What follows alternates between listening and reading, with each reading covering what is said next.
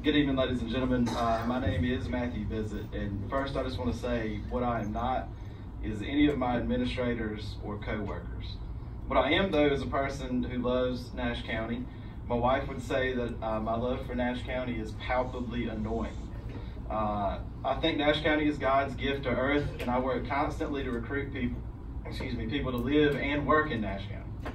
And while I find that task is easy when I'm talking about my school personally, I find it becomes exceptionally more difficult to sell our entire district. And that's because, to outsiders, our district seems to treat its teachers as a problem instead of a solution.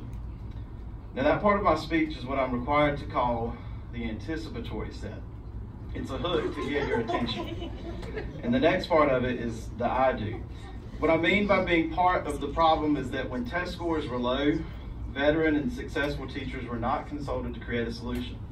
They were not sought out to get buy-in for any potential solutions. Instead, we came back to school one fall greeted with a one-size-fits-all universal framework that I'm roughly demonstrating to you right now. That framework makes no distinction between successful teachers and struggling ones, nor does it acknowledge any difference between successful schools and struggling ones. Despite reams of research indicating that differentiation is a key in every aspect of education, we've all been lumped together in the same boat, demonstrating to us that we're all equally part of the problem. Then when our district faced a budgetary issue that came to light in the past few weeks, we again were left out of having our voices properly heard. We were not notified, kept updated, or even inspired to pitch in at some point before this situation came to a head. Instead, no mistake has been acknowledged to us, no consult given, and a plan was proposed which would again punish all employees as if they were equal partners in a problem they did not create. Ladies and gentlemen, it's time to stop.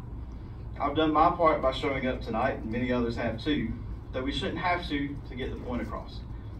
The teachers who have left our county should do that for me. The open positions that cannot be filled should do that for me. And the parents who are willing to pull their children out of our schools in favor of options that we know aren't as good as ours should do that for me.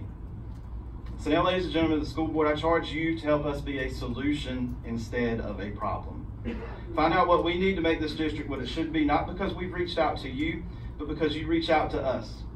Come to our buildings not to judge, but to ask the administrators, office staff, instructional coaches, teachers, teacher assistants, custodians, bus drivers, and cafeteria staff what we need.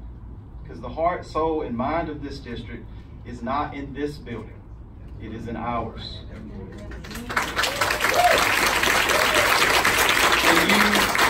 When you stand up for us and with us, that's when we will become what we have every right to be, the best district in the state, in the country, and the best school district in the world. Thank you.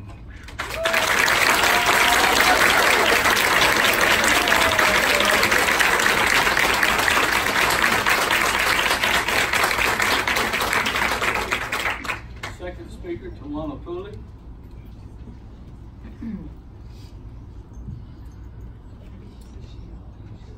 Tawana Pulley here.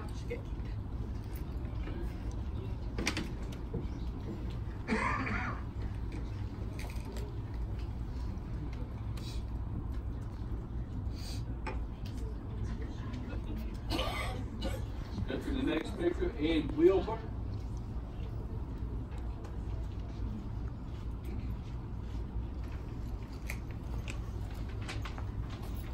Good evening, everyone. My name is Ed Wilburn. I'm the board president of the organization called Association for Learning Disabled and Handicapped. It's a United Way agency. We've been part of the United Way for about 30 years, so this is more of an informational discussion. I just wanted to make the group here aware of what we do, what our services are. We're located next to Century 21 in an office complex off Sunset Avenue. Barbara Batts is passing out bookmarks and business cards for those who may have children with learning disabilities where they need an advocate in the school system to speak on their behalf. Just to make you aware, we have tutoring during the year. We have a tutoring session at Wesleyan as well as in Tarboro. The Wesleyan session is held on Mondays. The Tarboro session is held on Wednesdays. In order for children to participate, we need to have a current IEP so that we can understand what their challenge is and we can make sure that we have the appropriate resources available to assist them. In the summer, we have a 3-week summer school starting right after the 4th of July week. This year, it will be July 8th through the 26th. It's held at Englewood United Methodist, and Barbara also has some applications available for any parents who may be here that would be interested in applying. Thanks to Barbara Batts, we are partnered with the Autism Organization. Barbara is also a board member of the ALDH group as well in a very participative way, and we appreciate her involvement. Lastly, we have a fundraiser that we've had for going on 23 years now. It's a golf tournament at Belmont Lake. This year is at Thursday, June 6th, 10 o'clock shotgun start. We also have a few flyers if anyone is interested there. Again, Barbara has some information that would contain our website, business cards, bookmarks, and I would be available should anyone have any interest. Our director is Rosemary Holliday, and again, we're located on Sunset Avenue. That information is on the bookmark and business card information. Thanks for your time. I'll yield back 30 seconds.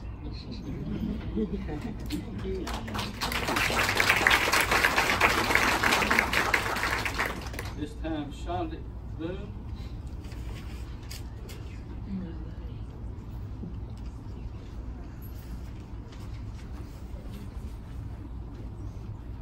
Good evening, everyone. My name is Shanaik Boone, and I actually serve as a bus driver for nash-rocky Public Schools. So it is an honor to be here today. Unfortunately, the circumstances are not as favorable, but nonetheless, we are here for what we are here for. And part of my reason being here today is not so much the financial component. That is not really my concern right now. I think it goes a little deeper than that, and I know some people may find that a little strange to say, but I think sometimes, as my grandmother used to tell me, it doesn't matter what you do in life as long as you do it well and you do it from your heart. And what I am troubled with at this point is that as a bus driver of an EC bus, one that I was given the privilege to drive, I should say, I do not feel the same love and compassion from my employer.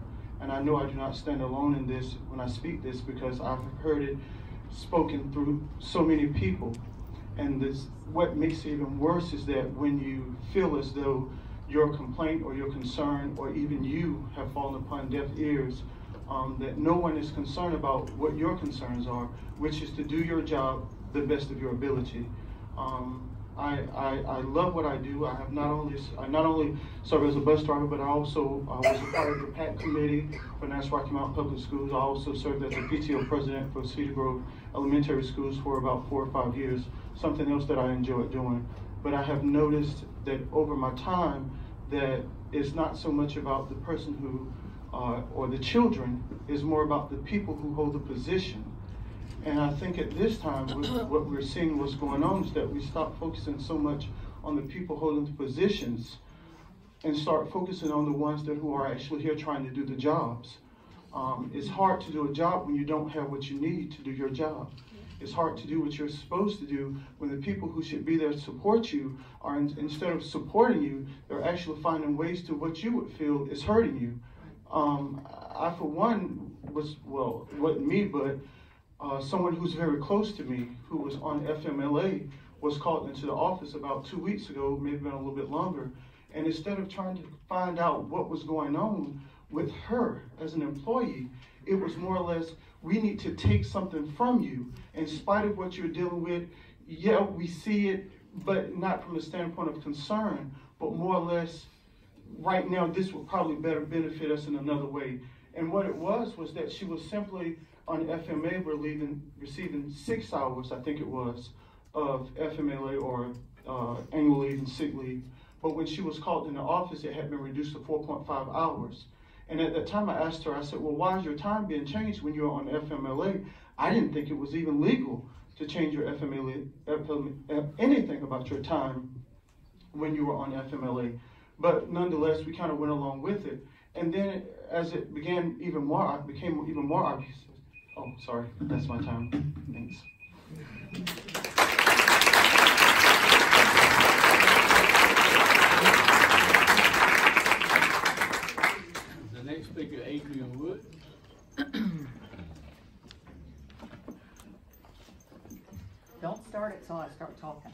Jim Valbano.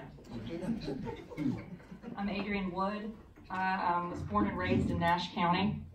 I have 4 children in 3 Title I public schools in Chowan County, and I'm here because I care. I see all these teachers and I think this should be an impeccable school system. There's no question that we have good teachers.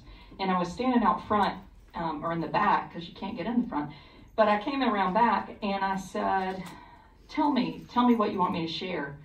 And one teacher said, I've never seen Dr. Jeffries at my school. And I said, well, how long have you been there? She said, 3 years. And I thought about my own superintendent, Dr. Rob Jackson. I see him at the grocery store. I see him at soccer games. I see him at church. Because he lives in my community.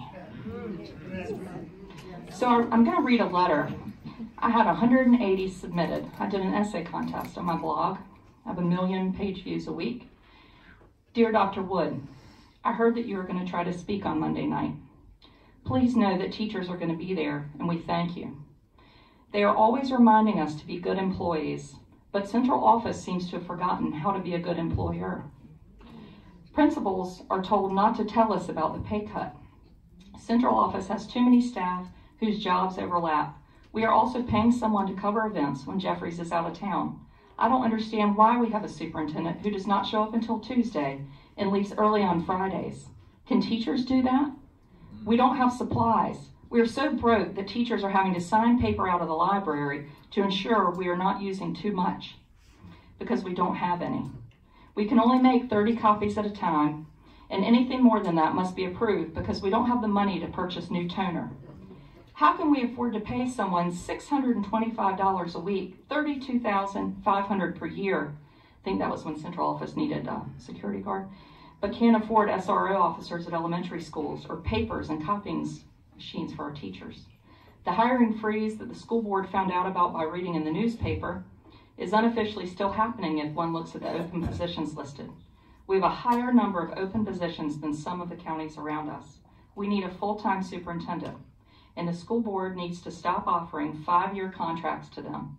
Offer a 3-year contract with an option to extend for 2 additional years. There's so much to say, but I think there's a huge feeling of frustration and the lack of support from central office.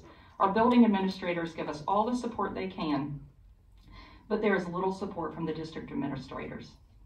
Good things happen in our schools every day, despite the work of those that will be sitting in front of you. And that's not all of you. But I know the people that can look me in the eye and say, you know what, I'm doing the damn best I can.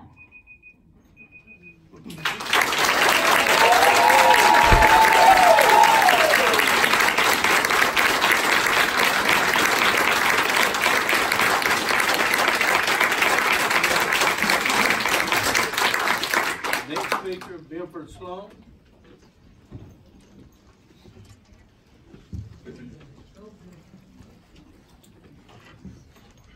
Good evening.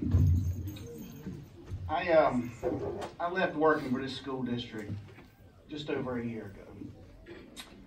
Worked here for almost 18 years. My wife and I moved here. We started our family in this county. When I left here because I had an opportunity.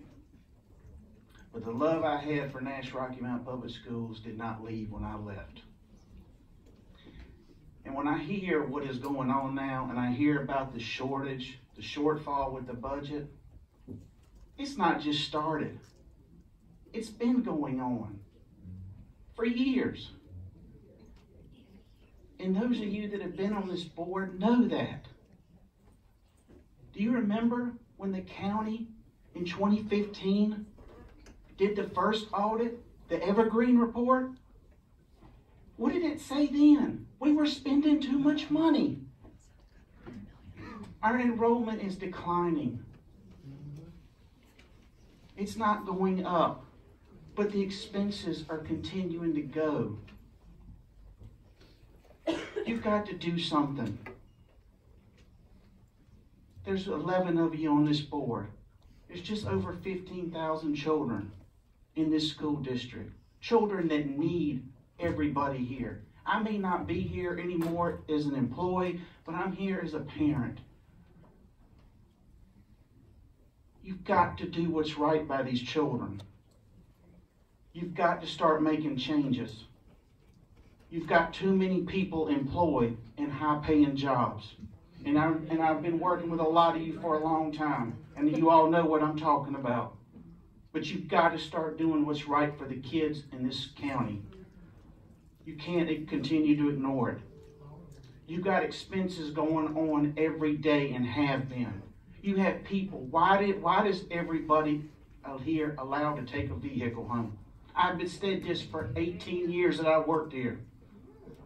But one department, everybody's allowed to take them home. Not just in Nash County, but in counties that border this county.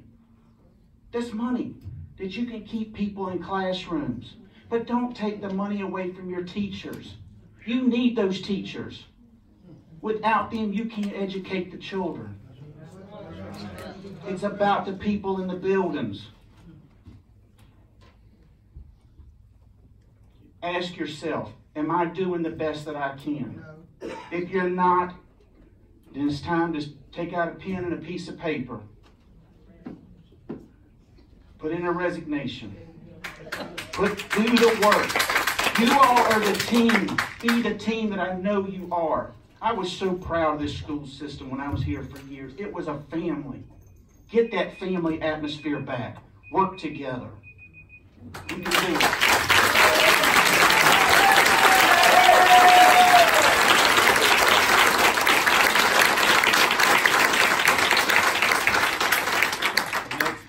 Cindy Patrick.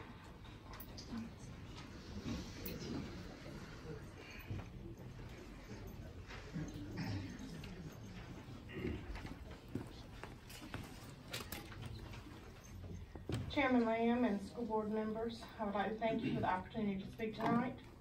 First, in regards to the budget situation, I would like to encourage you to accept the county's offer, including the stipulations, especially the audit. It is my understanding that the funds will have to be paid back. With that being said, it is important that the board be diligent in creation of the upcoming budget for the new year to assure we are not here again next year and still owe the county $800,000.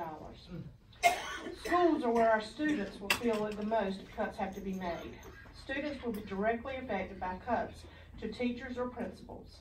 It is doubtful our children will notice cuts that could be made at central office. After seeing published reports of the overinflated salaries, many of which do not pay property taxes in this county. I personally know of several employees of nash-rocky Mount that work a second job to supplement their income, and to even suggest a cut in their salary is a slap in the face to these individuals. As a permanent resident, Nash County resident, I challenge the board to demand more accountability and transparency. In closing, I encourage each board member to reach out to teachers that you may know personally and ask them about their fears of retaliation.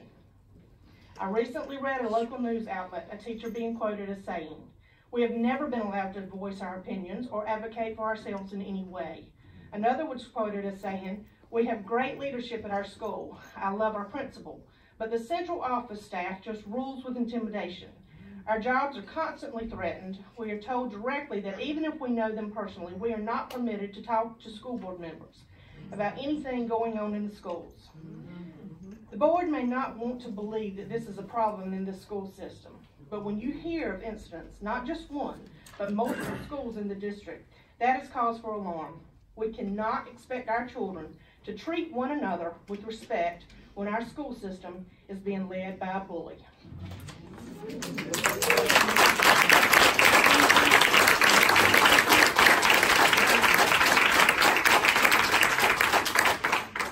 Next speaker, Alicia Heyman. Alicia Heyman.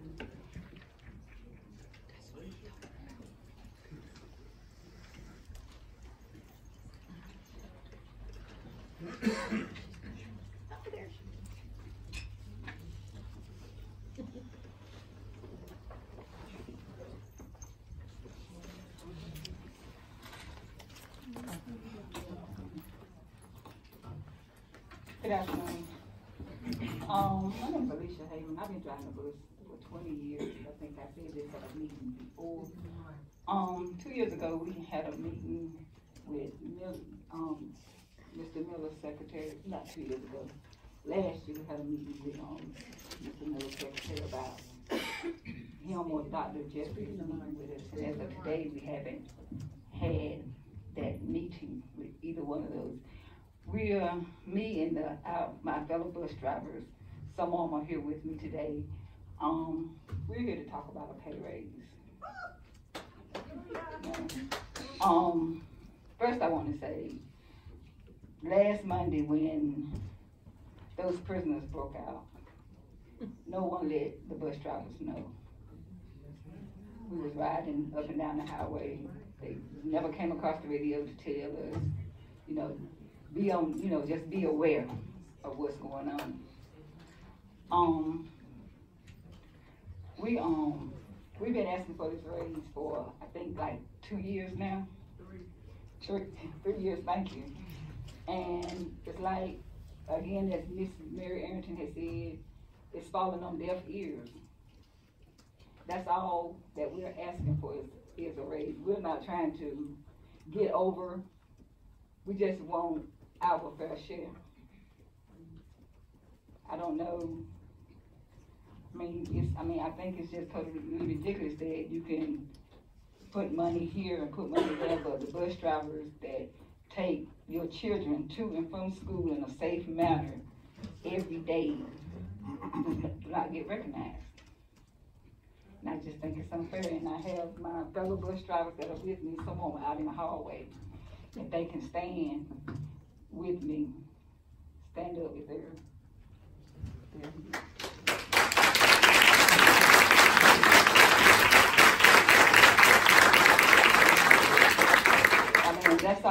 That's all we're asking for. And we're not asking for much. We just want an opportunity to live. This paycheck to paycheck thing is not working for some of us. Some of us can barely have to make a choice between which bill we're going to pay. Another thing is, like I said, I've been driving for 20 years. A driver that has no driving experience, haven't driven anything besides the test, is making $2 less than I am. And I think that is totally ridiculous. So if you would, please consider the bus drivers, the next time you go in your meeting or whatever, just consider the bus drivers and think about giving us a raise. Thank you.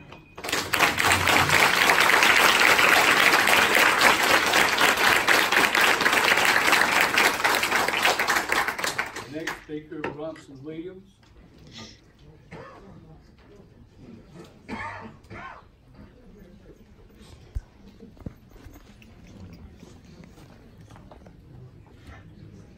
want to say good evening to the board members today.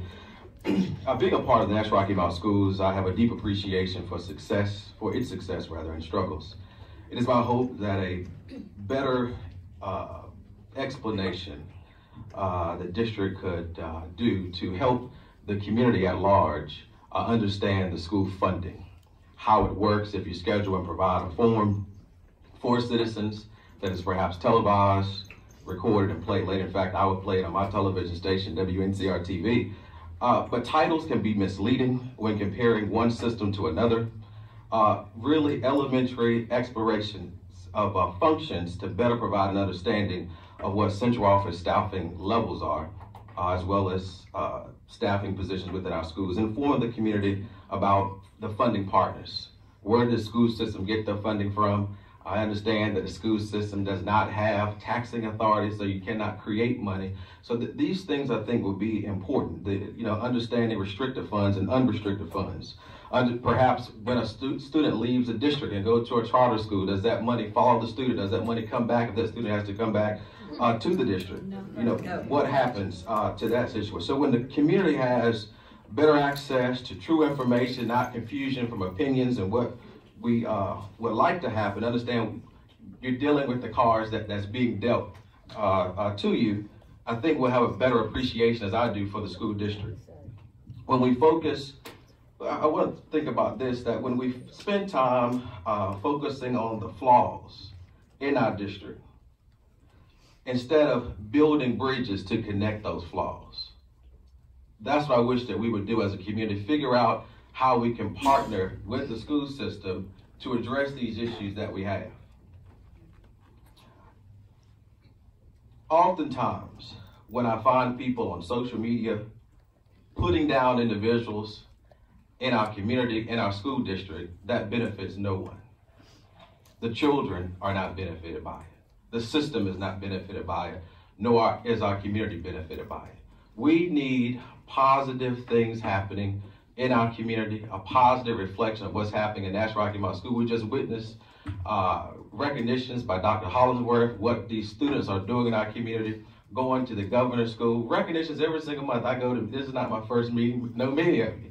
But that's things that I hope that we will look at as we move forward. But ultimately, there is the issue of how do we continue to pay our teachers.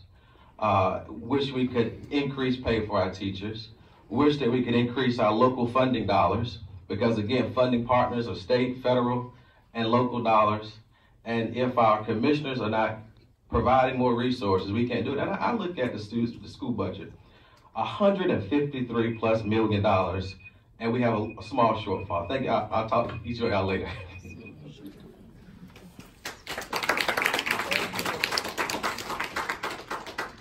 Next speaker, Nehemiah Smith.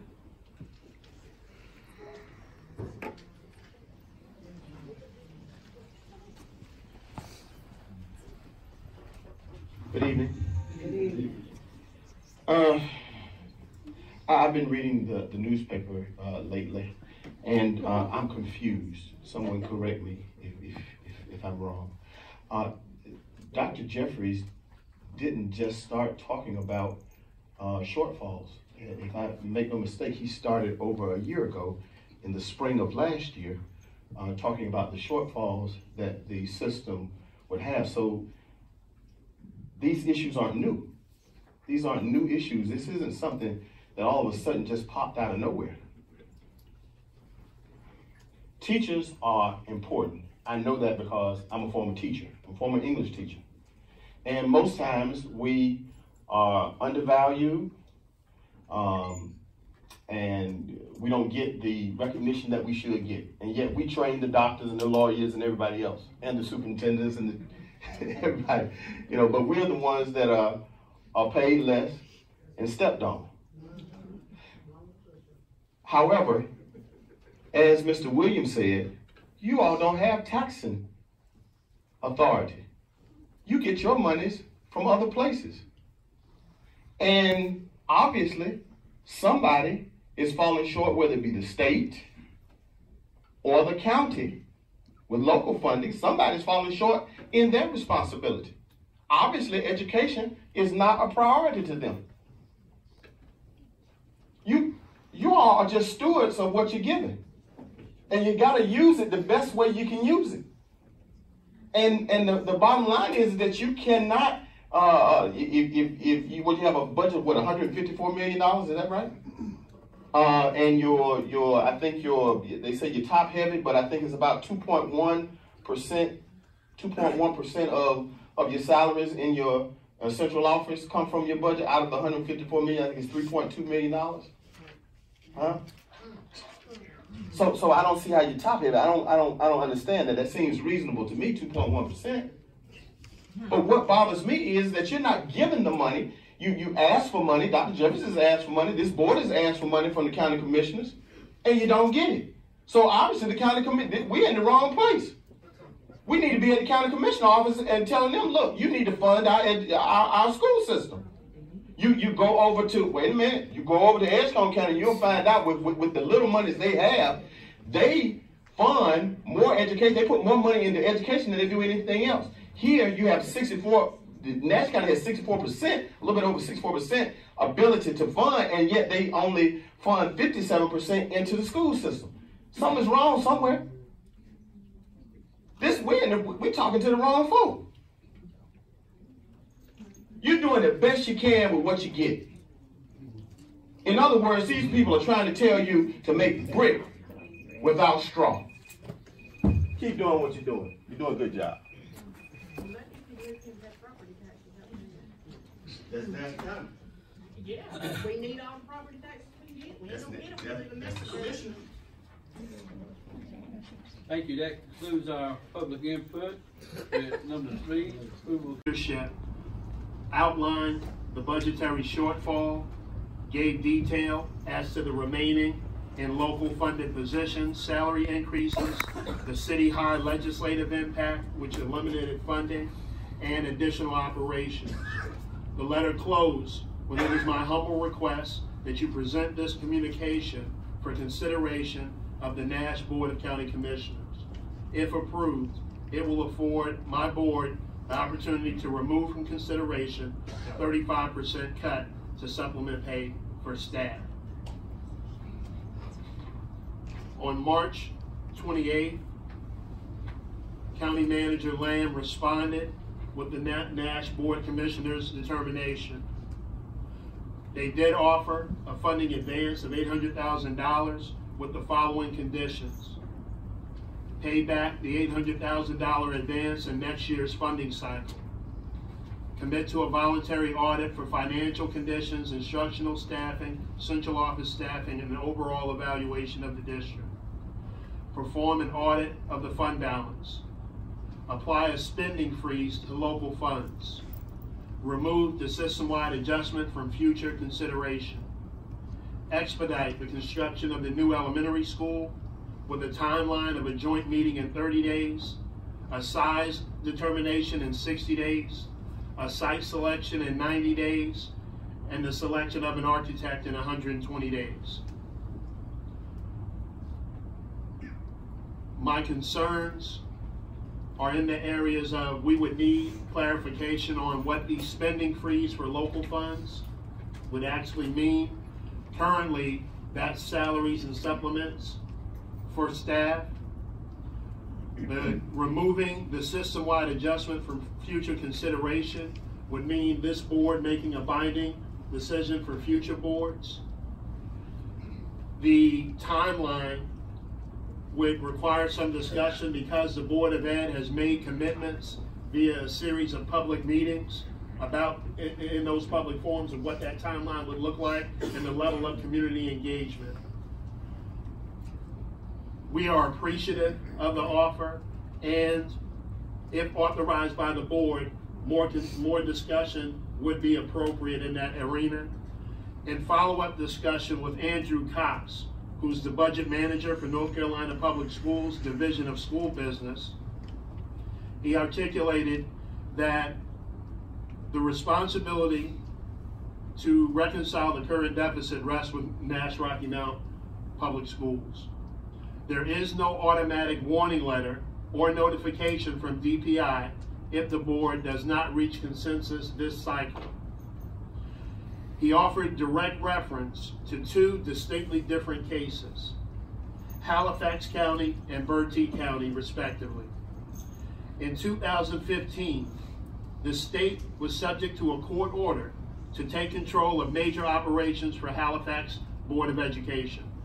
As a result, North Carolina Department of Public Instruction notified Halifax County Public School Board that it would take a direct role in the district's budget, employment, and student course assignments. That is not appropriate in our case. Bertie County, in 2017, at the request of the North Carolina Superintendent, the local government commission and school business services were asked to provide assistance with a plan for Bertie County in response to the discovery of a deficit fund balance in June 30th of 2016. The subsequently approved plan was paid back over a 5-year period. In closing, he offered both situations were multiple years in the making. Currently, Nash-Rocky Mount Public Schools has no issues of non-compliance. Nash-Rocky Mount Public Schools does not have an outstanding financial statement audit resolution issue and would have time. You should work with the board to fix the situation as soon as possible. My recommendation is in response to the board's overwhelming sentiment that we remove from consideration the 35% system-wide adjustment. My further recommendation is that the board, in its wisdom, seek to authorize us to continue negotiation with the Board of Commissioners and work to reconcile the budget shortfall. Are there any questions?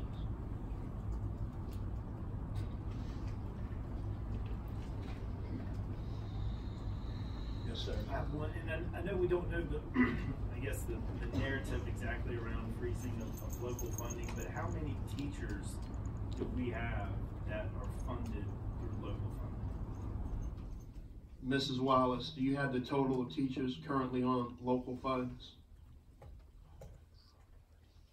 Rather than hazard a guess, let me get that information to you and the full board in the morning. Mr. Dunn. Mr. Jenkins? I just want to make a statement.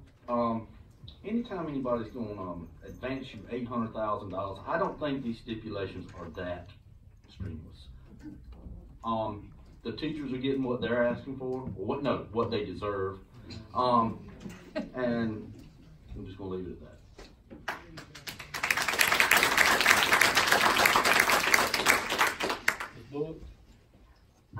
I think because there are questions that need to be further fleshed out, I think it would be to our sound judgment to listen to the recommendation of the superintendent and look into the suggestions that he has made.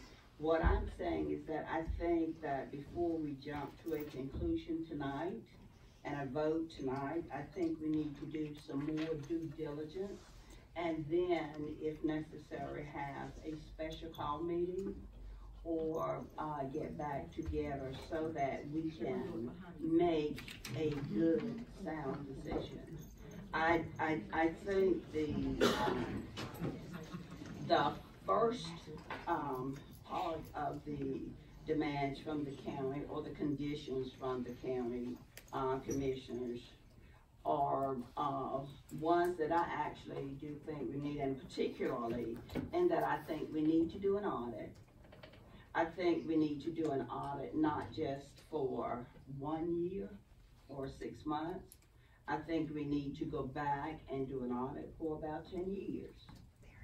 And I think that will give us the information that we need to figure out how we got in this situation and how best to get out of it.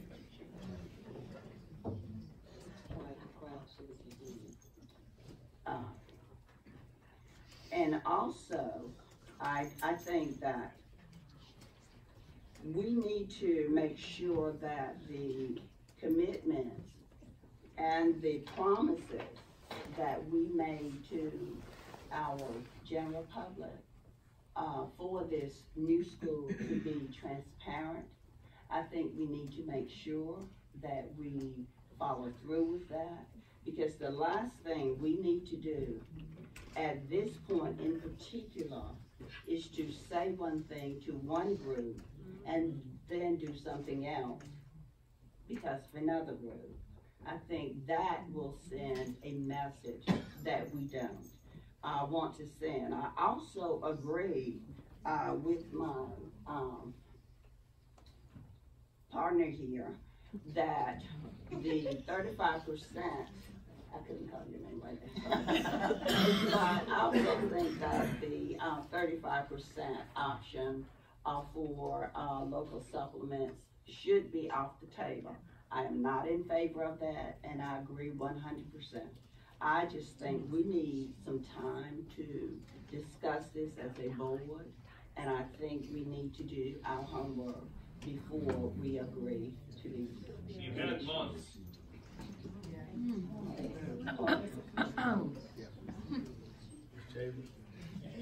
I would like to first thank our county commissioners to realize our situation and step forward to help us out of this. I agree with, I think, a majority of the people. We need to look at this closely an audit would not be of any harm to us, and to be fiscally sound and good stewards, we need to take every look. But in that same notion, before we ask for a loan, let's make sure we need every penny we're asking for. So I think if we need a few more days, which we can still do a call meeting, to say to the county commissioners, yes, we need to make this deal and do it as needed. We would not be doing our due diligence to our taxpayers if we don't look at, we may not need 800,000. It may be none, or it may be half. But if we aren't doing what we are to do as a board, we're not serving the kids and we're not serving our teachers. And I agree and feel that no board member wants to see our teachers punished for something that is beyond their control. I personally feel they're working on a salary that's way too low in the beginning. And so many of them take that little bit of salary and buy school supplies for our kids. So I don't think we want to do anything to harm them, but at the same time, we need to be really mindful that if we reach a point where there is not enough funding down the road, we may have to RIF people. But I don't think it's fair that we do that overnight. We have to be decent and in order and respect the human side of people's lives and give them some notice that you may need another job in 6 months. So as a board, I think moving forward, first, I thank our county commissioner and that group for looking at us and seeing we might need their help. We work together as a whole community. They fund a lot of things in this community, not just education, but we are appreciative of them coming in our time of need, but we don't want to ask for more than what we need. So if it takes another week, if that, hopefully they will understand our due diligence in making sure that is done correctly. Any other comments? Transparency. I can't yell out at me. We don't need any comments from the floor at this time. I like to ditto what Ms. Chavis and Ms. Bullock are saying. We've received this, and as a board, we've not had an opportunity to even go over to discuss any changes that need to be made or how things could be done differently. If we're going to be transparent, then I think that our constituents would expect us to have clearly understand what it is we're getting ready to sign. If we're signing a contract for something, I would want to know exactly how the timeline, I see the timeline here, but I want to be fair so that we are getting the input from our constituents with a decision that we're going to be making that could affect us within a few months if we're not doing our due diligence. I myself would like to thank the county commissioners for working with us on a short notice to put a presentation together. It's going to, number one, prevent any loss of money for our teachers at this time. They have well earned, and we've got a lot of work to do. We will continue to work, and we will continue to put our students and our teachers as our first priority. That will not change. As far as transparency and other items, I think the audit is well recommended. Needs to be done, and like Ms. Bullock said, it needs to go back, not just 1 year or 2 years. It needs to go back to make sure we are funding properly.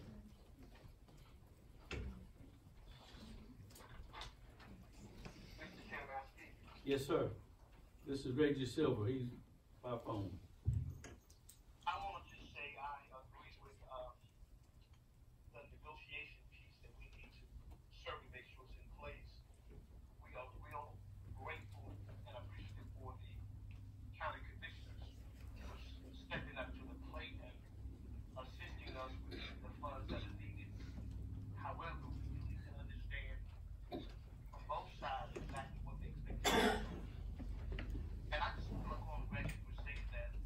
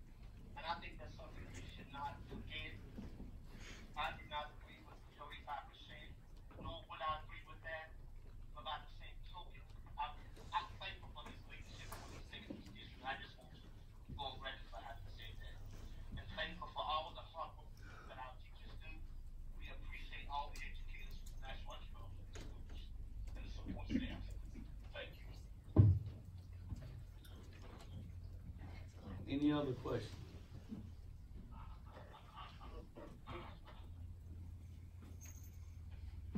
Do you need a motion to approve the recommendations to accept the recommendations of the superintendent? Yes, ma'am, I need a motion. I will make that motion. Okay, Ms. Bullock makes the motion, accept the recommendations of the superintendent, second by Reggie Silver. Oh, can we hear what those are? Yeah, we need, if we owe it to these guys, they know that 35% is gone. It's off the table, that proposal is gone, and that these guys, when they leave up out of here tonight, are a whole lot more comfortable with what we as a board are doing. And they have it, they hear it, they know it, it's transparent, and it needs to be clear, word for word. Please, that was in your recommendation.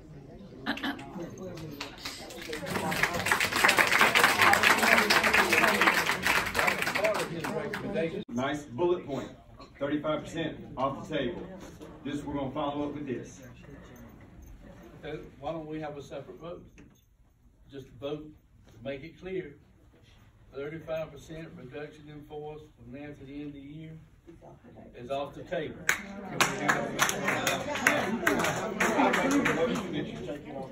We have a motion by Mr. Visit, second by Ms. Edge. All in favor say aye. Aye. All opposed? Motion carried. Now,